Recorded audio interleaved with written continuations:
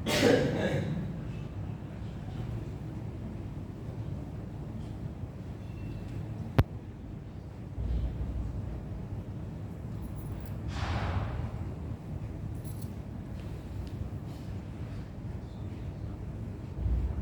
الحمد لله نحمده ونستعينه ونستغفره ونؤمن به ونتوكل عليه ونعوذ بالله من شرور أنفسنا ومن سيئات أعمالنا من يهده الله فلا مضل له ومن يضلل فلا هادي له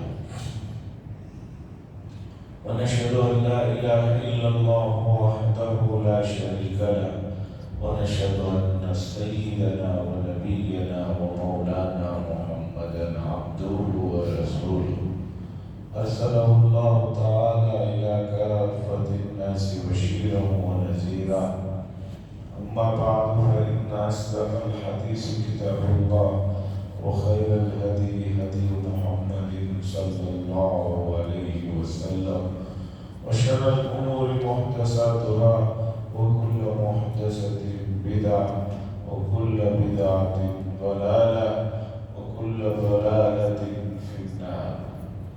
قال الله تبارك وتعالى في القرآن المجيد والفرقان الحميد: يا أيها الذين آمنوا اتقوا الله وكونوا مع الصادقين.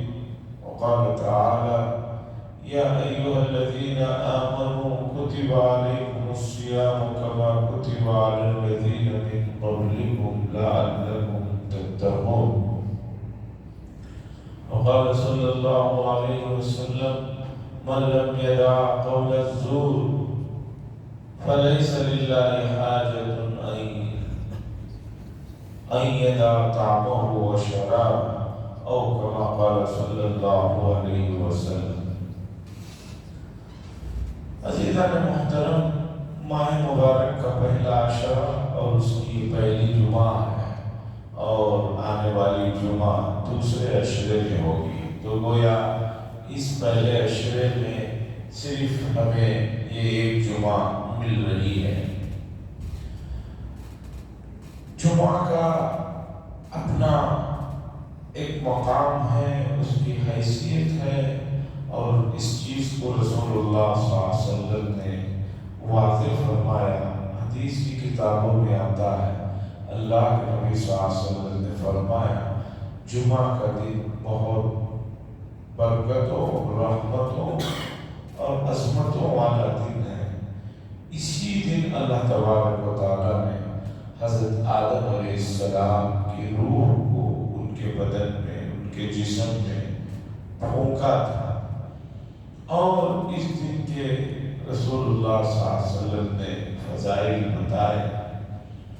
لیکن وہ سب چیزیں جس میں ہمارا اختیار نہیں ہے، ان چیزوں کے علاوہ ایک خاص چیز بتائی جو ہر مومن کے اختیار میں ہے اور قیامت تک کے آنے والے مومنین کے اختیار میں ہے۔ وہ کیا چیز ہے؟ وہ چیز ہے رسول اللہ صلی اللہ علیہ وسلم نے فرمایا، لوگوں، جمعہ کا دن ایک لمحہ، ہر جمعہ ایک لمحہ، ایک سیکنڈ ایسا اللہ نے برکت کا رکھا ہے، اس میں بندہ جو بھی دعا مانگتا ہے اللہ تبارک و تعالیٰ اس کی اس دعا کو قبول فرما لیتے ہیں، اس کی اس حاجت کو پورا فرما دیتے ہیں۔ لیکن وہ لمحہ، وہ سیکنڈ کب ہے؟ بندوں کو کہا کہ تمہیں اسے تلاش کرنا، اس کے لیے محنت کرنا، اس لیے کہ جو چیز بغیر محنت کے حاصل ہوتی ہے، دنیا اس بات کا تجربہ کر چکی ہے کہ وہ چیز کی کوئی اہمیت نہیں رہتی۔ بڑے بڑے بادشاہوں کی ناخلف اولاد نے اپنے باپ کے قائم کردہ امپائر کو اور پوری سلطنت کو تباہ و برباد کر دیا۔ تاریخ اس بات کی شاہد ہے، اور اب بھی یہ چیزیں ہر آدمی دیکھ رہا ہے۔ جو چیز محنت سے، مشقت سے، کوشش لگن سے حاصل کی جاتی ہے، وہ چیز کی اہمیت ہوتی ہے، ویلیو ہوتی ہے۔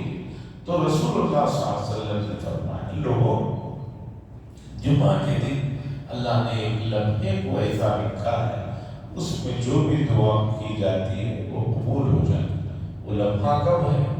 آدمی فجر سے لے کر مغرب تک اسے تلاش کرنا، اور اتنا وقت تلاش کرنا کوئی مشکل کام نہیں ہے، کوئی ناممکن کام نہیں ہے۔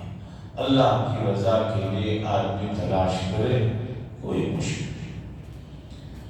شریعت مصطفی صلی اللہ علیہ وسلم کی سب سے بڑی خوبی یا سب سے بڑا امتیاز یا سب سے بڑی خصوصیت یہ ہے کہ اس میں اللہ کی رضا کو حاصل کرنے کے لیے اپنے طریقے پر لوگوں کو چیزوں کو چوائس کرنے کا آرڈر نہیں دیا گیا کہ بھئی تمہیں اللہ کو راضی کرنا ہے، کیسے راضی کرنا ہے یہ تم اپنے دماغ سے سوچو، تم اپنے تجربے سے سوچو۔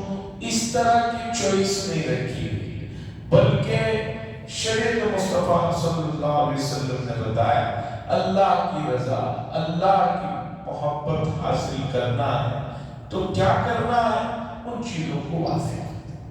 یہ دوسرے مذاہب میں چیز نہیں ملے گی آپ کو۔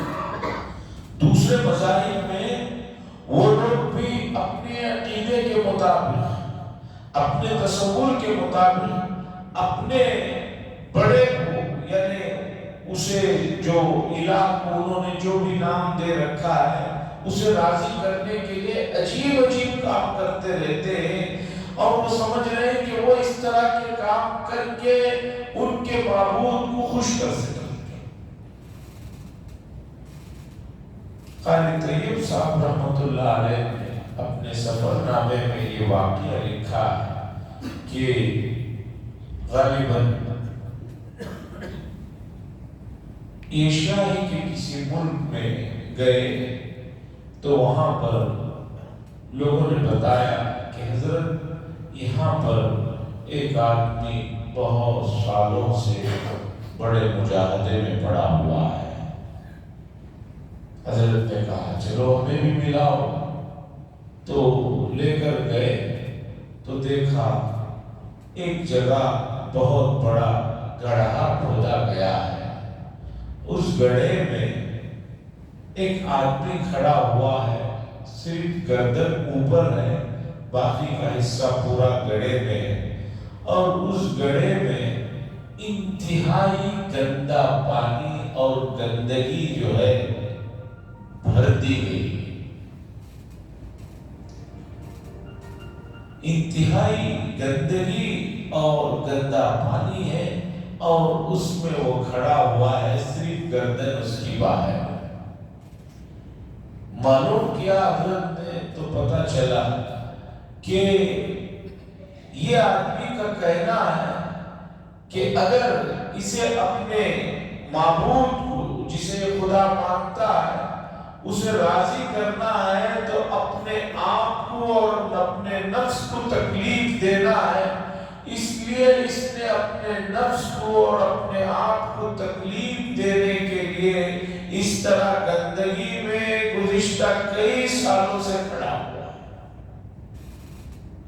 اور وہ یہ سمجھ رہا ہے کہ اس طرح کرنے سے اس کا بھگوان یا یہ جسے بڑا مانتا ہے وہ راضی ہو جائے۔ عیسائیت میں بھی اسی طرح کی شکلیں نکلی کہ عیسائیوں نے اپنے دماغ سے سوچ کر اللہ کو راضی کرنے کے لیے رہبانیت کو اختیار کر لیا کہ بھئی شادی نہیں کرنا ہے، دنیا میں نہیں رہنا ہے، جنگلوں میں جا کر بسیرا کرنا ہے، اچھے کھانے سے، اچھے پہننے سے، اچھے پینے سے، ان تمام چیزوں سے جتنا ہم اپنے آپ کو بچائیں گے اتنا زیادہ ہم اللہ کے قریب ہو جائیں گے۔ عیسائیوں نے رہبانیت کو اختیار کیا، اسی کی دوسری شکلیں جو ہے برادران وطن میں بھی پائی جاتی ہیں، اور یہ لوگ جو کر رہے ہیں بڑے اخلاص کے ساتھ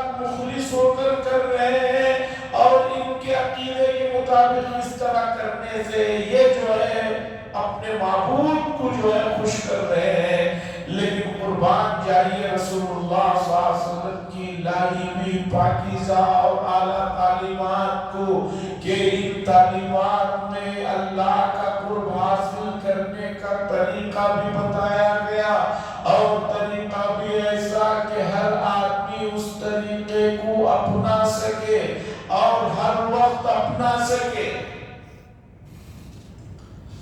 ایسا نہیں ہے کہ دن کے چند گھنٹوں میں آپ اللہ کی پسندیدہ اعمال کر سکتے ہیں، باقی چند گھنٹوں میں آپ نہیں کر سکتے۔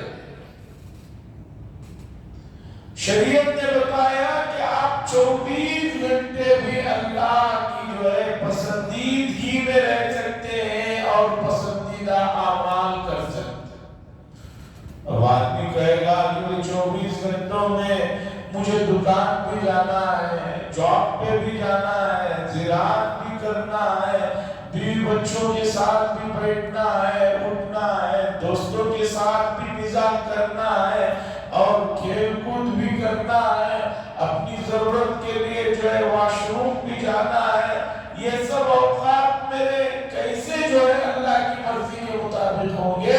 اسی چیز کو رسول اللہ صلی اللہ علیہ وسلم نے سمجھایا کہ لوگوں، ہر لمحہ تمہارا اللہ ہی کے جو ہے پسندیدگی کے اوقات میں گزر سکتا ہے، بس سب سے پہلے اپنی نیت کو درست کرو،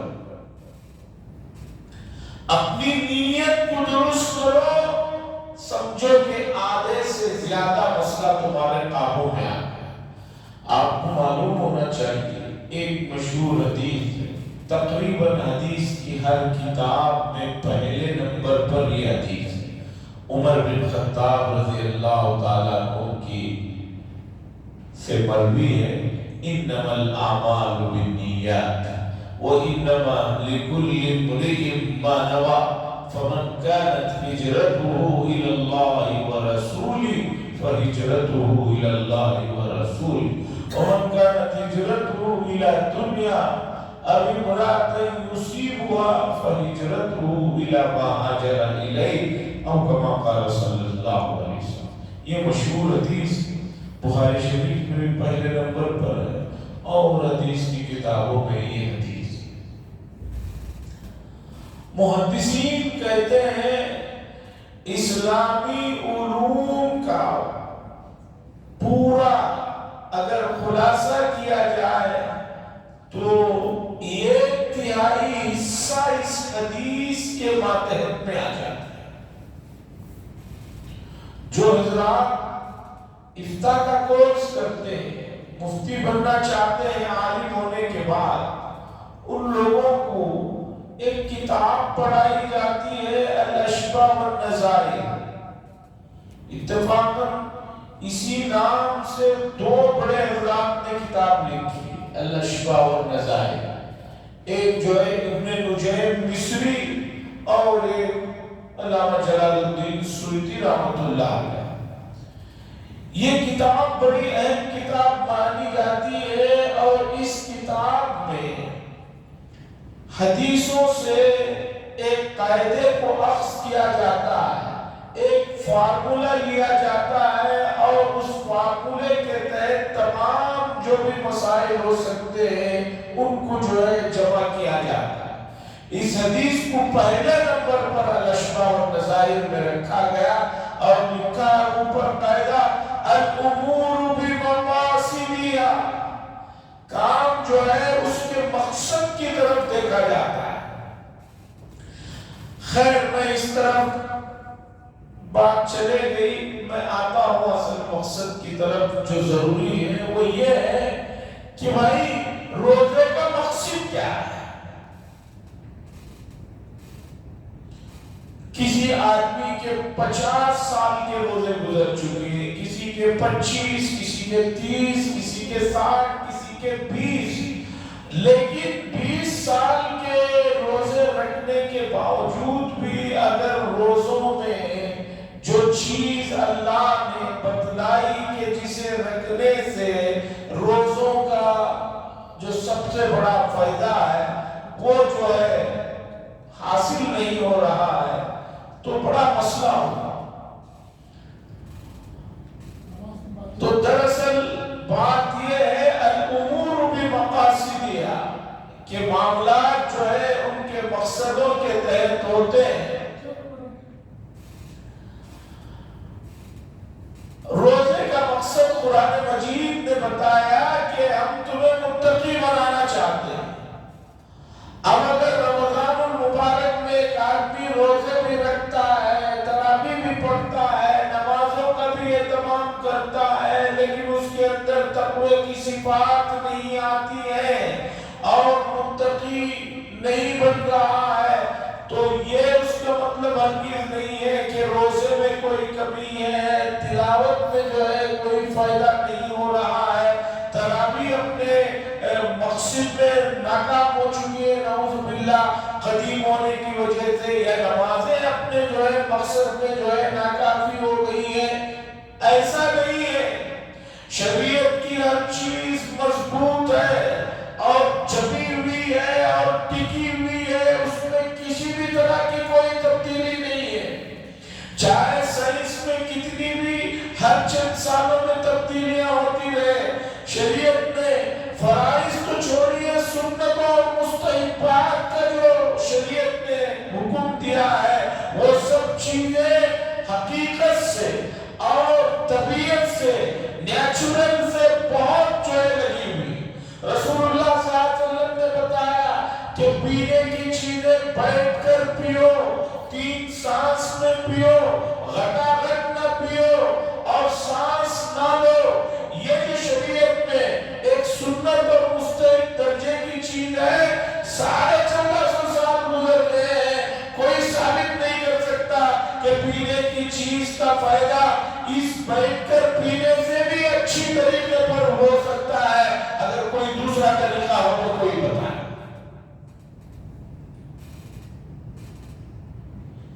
شریعت نے جو طریقہ بتایا ہے اس طریقے میں کوئی یہ بتا دے کہ بھئی یہ اس سے بہتر فائدے کی چیز ہو سکتی، ایسی بے شمار مثالیں ہیں۔ مثلا شریعت نے وضو کرنے کا جو حکم دیا ہے اس میں وضو کرنے کی جو ترتیب ہے، کوئی بتا دے، زمانے والے ماہرین بتا دے اس سے بھی بہتر فائدے ہو سکتے ہیں وضو کرنے کے اگر وضو کو اس ترتیب کے بجائے دوسری ترتیب سے کیا جائے۔ آپ دیکھیں گے کہ وضو میں 4 فرض، ایک ہاتھوں کا دھونا، دوسرا چہرے کا دھونا، تیسرا پیروں کا دھونا اور چوتھا فرض ہے سر کا مسح کرنا۔ ماہرین کہتے ہیں کہ قرآن نے جو ترتیب بتائی، یا ایھا الذین آمنوا اذا قمتم الى الصلاة فاغسلوا وجوہکم وایدیکم الى المرافق وامسحوا برؤوسکم وارجلکم الى الکعبین۔ قرآن نے 3 چیزوں کو دھونے کا حکم دیا، ایک مسح کرنے کا حکم دیا، لیکن قرآن کی ترتیب عجیب ہے۔ پہلے 2 چیزوں کو دھونے کا حکم دیا، ہاتھوں کو اور چہروں کو، اس کے بعد مسح کرنے کا حکم دیا، پھر پیروں کو دھونے کا حکم دیا۔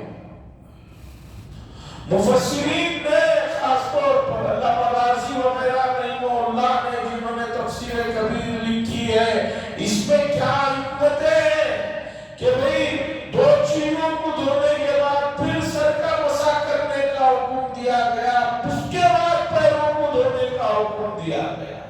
اس میں کتنی حکمتیں ہیں، اس میں کیا انسان کی صحت سے جڑی ہوئی چیزیں ہیں، اسے جو ہے بڑی تفصیل کے ساتھ بیان کیا۔ میں بتانا چاہتا ہوں کہ شریعت مصطفی صلی اللہ علیہ وسلم کی لائی ہوئی تعلیمات اپنی جگہ ایسی مضبوط ہے، مستحکم ہے، مدلل ہے کہ زمانہ کتنا بھی گزر جائے آپ یہ چیز کو بھی جو ہے اس سے بہتر لا کر نہیں دکھا سکتے۔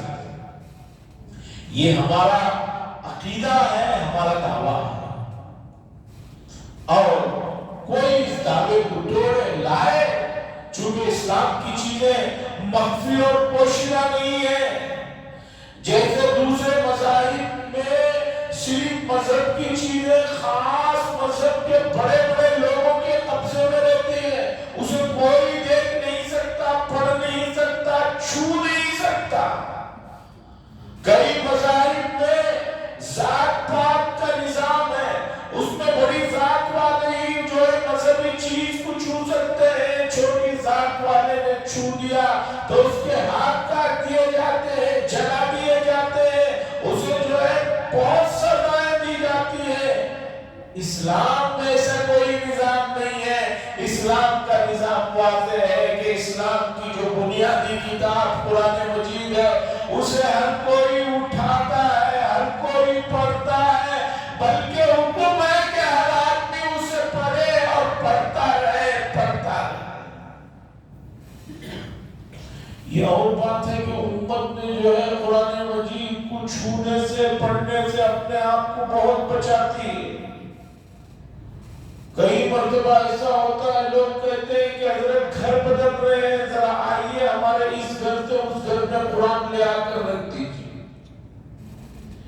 یہ دوسروں کے عقیدے ہیں۔ مسلمانوں کا عقیدہ یہ ہے کہ ان کی بنیادی کتاب قرآن مجید ہر آدمی چھوئے، ہر آدمی کھولے، ہر آدمی پڑھے، یہی اللہ چاہتے ہیں۔ عزیزان گرامی، جب قرآن کہہ رہا ہے کہ روزے کا مقصد جو ہے تمہیں متقی بنانا ہے، اب اتنے رمضان گزر رہے ہیں، آدمی کے اندر تقویٰ نہیں آ رہا ہے تو روزوں میں کوئی کمی نہیں ہے، روزوں کے معمولات میں کوئی کمی نہیں ہے، آدمی کے اندر کچھ کمی ہے، اس کمی کو تلاش کرنے کی ضرورت ہے۔ ہم جب اس کمی کو تلاش کرتے ہیں تو ہمیں رسول اللہ صلی اللہ علیہ وسلم کی احادیث جو ہے بتاتی ہیں، لوگوں روزے کا مقصد اگر تم نے صرف بھوکا اور پیاسا رہنا سمجھ رکھا ہے یا اسی کو روزہ سمجھ رہے ہو تو یہ تم بہت بڑی غلطی کر رہے ہو۔ روزے کا مقصد یہ ہے کہ تمہیں جو ہے وہ تمام کام جو اللہ کو ناپسندیدہ ہے ان کاموں سے بچانا روزے کا مقصد ہے۔ رسول اللہ صلی اللہ علیہ وسلم نے فرمایا جو شخص روزے کی حالت میں جھوٹ بولنا نہ چھوڑے،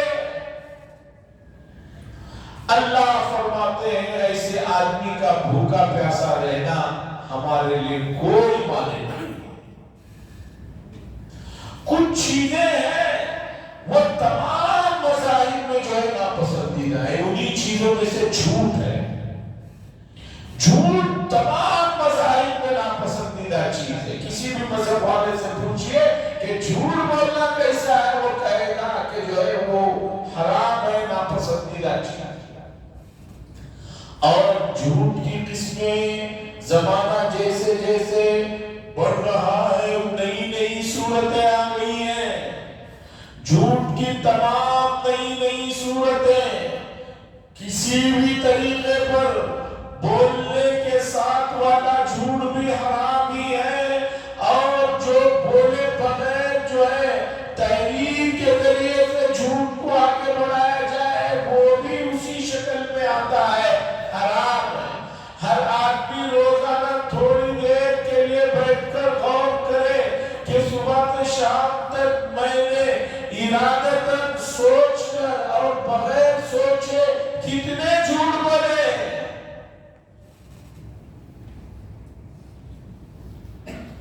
اور موجودہ زمانے میں یہ مسئلہ بھی سنتے چلیے، رسول اللہ صلی اللہ علیہ وسلم نے فرمایا کفا بالمرء کذبا ان یحدث بکل ما سمع، آدمی کے جھوٹا ہونے کے لیے اتنی بات کافی ہے کہ جو بات کسی سے سنے اسے بغیر تحقیق کے آگے بڑھا دے۔ آج سوشل میڈیا کا زمانہ ہے، واٹس ایپ، ٹویٹر اور جو بھی چیزیں ہیں، آدمی بھر بھر کر ایک ایک ساتھ سو جھوٹ سو آدمیوں تک پھیلا رہا ہے۔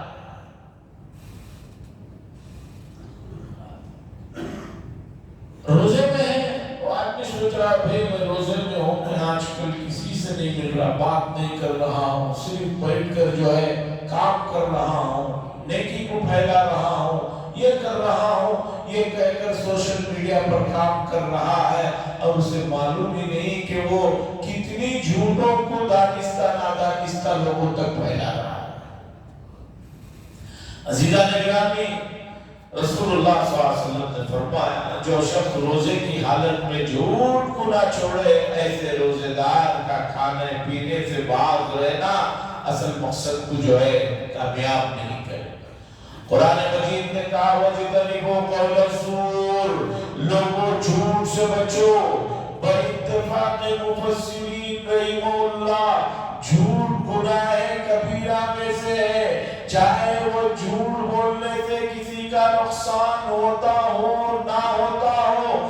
یہاں تک ہمیں حدیث نے بتایا کہ جو شخص دو آدمیوں میں بیٹھے ہوئے صرف ہنسانے کے لیے، ہنسانے کی محفل کو رنگ جمانے کے لیے، محفل میں جو ہے گرمی لانے کے لیے، کسی کا کوئی اس سے نقصان نہیں ہے، صرف جھوٹ بولتا ہے تاکہ لوگ ہنسے خوش ہو جائیں، حالانکہ اس کے اس جھوٹ سے کسی کا کوئی نقصان نہیں ہے۔ رسول اللہ صلی اللہ علیہ وسلم نے فرمایا یہ بھی جھوٹ ہے، یہ بھی گناہ کبیرہ ہے۔ عزیزان گرامی، امت مسلمہ کا المیہ دیکھیے، امت مسلمہ جو ہے یا تو محنت کرنے سے بچتی ہے، اور اگر محنت کرنے پر آئے تو غیر غلط کاموں میں جو ہے اپنی طاقت، اپنی سب کچھ چھوڑ دیتی ہے۔ عزیزان گرامی، وقت جو ہے کبھی لوٹ کر آنے والا نہیں ہے، وقت بڑی قیمتی شے ہے، وقت لوٹ کر آنے والا نہیں ہے، اور امت کو چاہیے کہ اپنے اوقات کی حفاظت کرے، اپنے گزرے ہوئے ماضی سے کچھ سبق حاصل کرے۔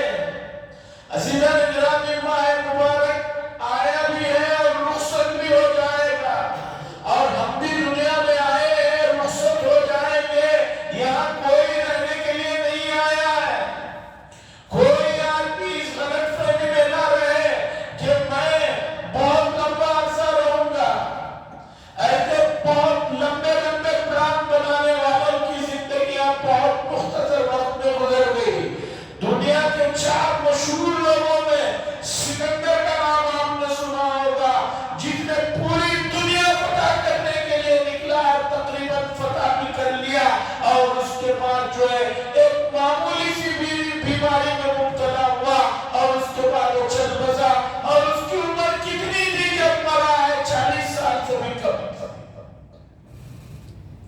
پوری دنیا فتح کرتے ہوئے جو ہے وہ یہاں تک پہنچ گیا، یہاں سے وہاں، وہاں سے وہاں تک پہنچا، اور اس کا ارادہ بہت لمبے تھے، لیکن پتہ چلا کہ جو ہے بہت کم عمر میں چل بسا۔ کس چیز کی کمی تھی اس کے پاس؟ اس زمانے میں جو سہولتیں کسی کو نہیں تھی وہ سہولتیں اسے حاصل تھی، لیکن کیا ہوا؟ کچھ نہیں، چل بسا۔ عزیزان گرامی، ماہ مبارک ہمیں متقی بنانا چاہتا ہے۔ کیوں متقی بنانا چاہتا ہے؟ اس لیے کہ اللہ کو صرف متقی حضرات پسند ہے، متقیوں کی ہر ادا اللہ کو پسند ہے۔ انما یتقبل اللہ من المتقین، اللہ نے فرمایا اللہ تو صرف متقی حضرات کی چیزوں کو، ان کے اعمال کو، ان کے حرکات کو قبول فرماتے ہیں۔ انما یتقبل اللہ من المتقین، اللہ تو متقیوں سے جو بھی چیز ہوتی ہے اسے قبول فرماتے ہیں، غیر متقی سے کوئی چیز نہیں قبول فرماتے ہیں۔ ہم چاہتے ہیں کہ ہمارے تمام اعمال اللہ کے یہاں قبول ہو، تو سب سے پہلے ہمیں متقی بننا ضروری ہے۔ آپ کو کسی یونیورسٹی میں داخل ہونا ہے تو سب سے پہلے یونیورسٹی میں داخل ہونے کے لیے جو بنیادی شرائط ہیں ان میں سے پہلی شرط جو ہے آپ کم از کم SSLC سے پاس ہو یا سیکنڈ پیو سے پاس ہو، اس کے بعد جو ہے آپ کی آگے کی تعلیم کا مرحلہ شروع ہوتا ہے۔ اسی طرح آپ کے تمام اعمال اللہ کے یہاں مقبول ہو، اس کے لیے آپ کا متقی بننا ضروری ہے، اور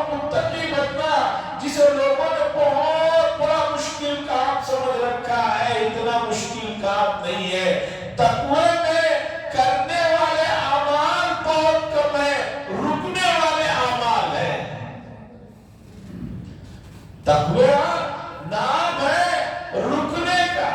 کس سے رکنے کا؟ گناہوں سے رکنے کا نام ہے تقوی. جیسے کہ حدیث میں خاص طور پر جھوٹ سے جو ہے ذکر کیا گیا کہ جھوٹ سے اپنے آپ کو بچاؤ. عزیزان گرامی، جھوٹ جو آج ایک فیشن بن چکا ہے اور جسے لوگ جو ہے سمجھتے ہیں کہ وہی اس آدمی کا بڑا کمال ہے، جھوٹ بولتا ہے پتہ بھی نہیں چلتا ہے، اور مستقل تاریخیں ہوتی ہے کہ ایسے انداز میں جھوٹ بولتا ہے کہ اسے بھی نہیں پتہ چلتا. عزیزان گرامی، تقوی نام ہے گناہوں سے بچنے کا، اور گناہوں کی فہرست میں خاص طور پر رسول اللہ صلی اللہ علیہ وسلم نے فرمایا روزے کی حالت میں جھوٹ سے بچ جاؤ. جب جھوٹ سے بچو گے تو اس جھوٹ سے بچنے کی وجہ سے دوسری چیزوں سے بھی بچنا آسان ہو جائے گا. رسول اللہ صلی اللہ علیہ وسلم نے فرمایا اپنی نگاہوں کی حفاظت کرو. رسول اللہ صلی اللہ علیہ وسلم نے فرمایا ماہ مبارک میں تم اپنے گھر میں اپنے رکھی ہوئی غذاؤں کو کھاتے نہیں ہو اللہ کے خوف میں، اللہ کی یاد میں. تو یہ پتہ چلا کہ آدمی اگر تھوڑی سی ہمت کرے تو حرام غذاؤں سے بھی آسانی کے ساتھ بچ سکتا ہے. مولانا سید ابو الحسن علی حسینی ندوی قدس سرہ نے رمضان المبارک سے جڑا ہوا ایک بڑا مضمون ایک لفظ میں بیان فرمایا. حضرت نے فرمایا پوری زندگی ایک روزہ ہے. یہ روزہ رمضان کا روزہ اس بڑے روزے کے لیے پریکٹس ہے. جیسے یہ صبح صادق سے لے کر غروب تک کا روزہ ہے، اسی طرح انسان کی پوری زندگی ایک روزہ ہے. جب پیدا ہوا ہے وہاں سے شروع ہوا ہے، اور جب انتقال ہوگا وہاں اس کی افطاری ہوگی. اس روزے میں جس طرح بہت سی چیزوں سے بچنا ہے، اسی طرح زندگی کا روزہ بھی ہے، اس میں بھی بہت سی چیزوں سے بچنا ہے اور بہت سے نیک کام کرتے رہنا ہے. بڑا لمبا مضمون ہے، کسی وقت اس مضمون کے اجزاء کو رکھوں گا. تو عزیزان گرامی، اگر اس مبارک مہینے کے ان روزوں سے ان چیزوں پر تقویت نہیں مل رہی ہے تو رمضان المبارک تو آتے رہیں گے جاتے رہیں گے، اور رمضان کا جو مقصد ہے اللہ جو متقی بنانا چاہتے ہیں وہ ہم لوگ نہیں بن پائے.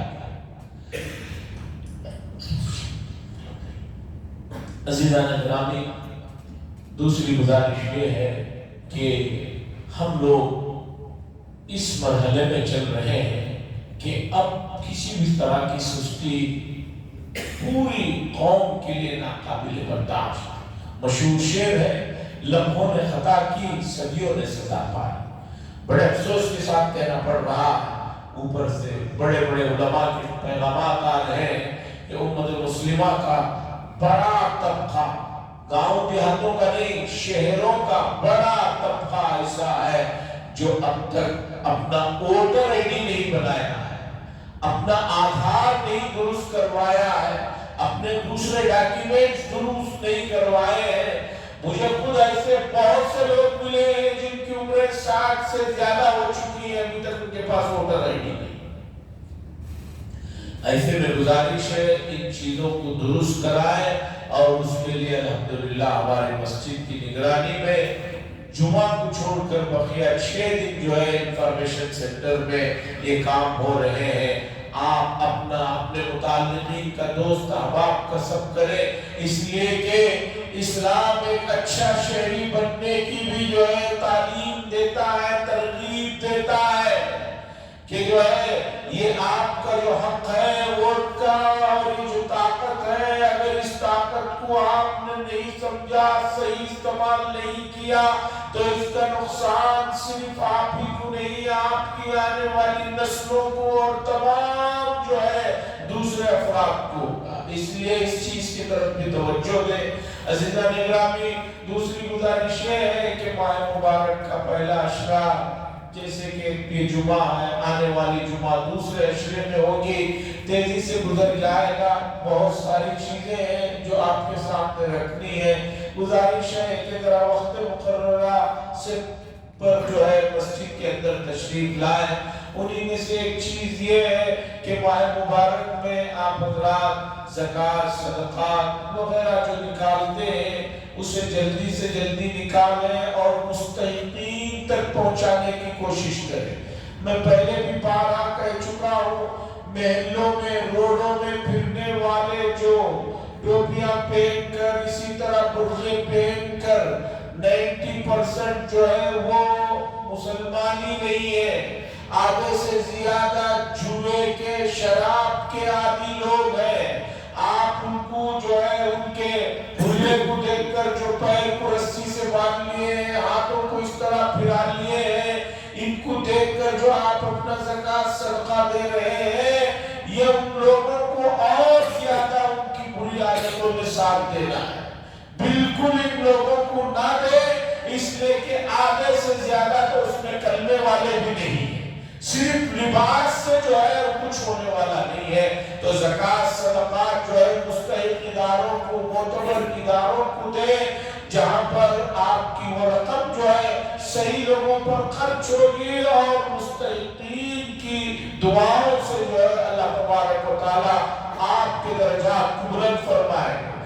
انہی چیزوں میں سے، اداروں میں سے ہمارے مسجد کی نگرانی میں چلنے والا مدرسہ منہاج الاسلام بھی ہے۔ الحمدللہ گزشتہ کئی سالوں سے چل رہا ہے، کئی حفاظ یہاں سے فارغ ہو چکے ہیں اور بہترین جو ہے نظم و ضبط ہے، سب حضرات جانتے ہیں۔ رہائش کا یا کھانے پینے کا کسی بھی سلسلے میں آپ دیکھیے آ کر نظام بہت اعلیٰ درجے کا ہے۔ تو گزارش ہے کہ اپنے زکوٰۃ، صدقات وغیرہ جو ہے ہمارے مدرسے کو عنایت فرمائے۔ ہر نماز کے بعد باہر ذمہ دار حضرات، مؤذن صاحب، خدام بیٹھے ہوئے رہیں گے، QR کوڈ کا بھی انتظام ہے۔ آپ جو ہے زیادہ سے زیادہ کشادہ دلی کے ساتھ ہمارے مدرسے منہاج الاسلام کا تعاون فرمائے۔ اللہ سے دعا فرمائے اللہ تبارک و تعالیٰ ماہ مبارک کی رحمتوں کو، برکتوں کو اور خاص طور پر تقوی جو اللہ نے بڑی چیز اس مہینے میں آسان عمل کے ساتھ حاصل کرنے کا موقع دیا ہے، ہمیں اپنے دامن میں سمیٹنے کی توفیق نصیب فرمائے۔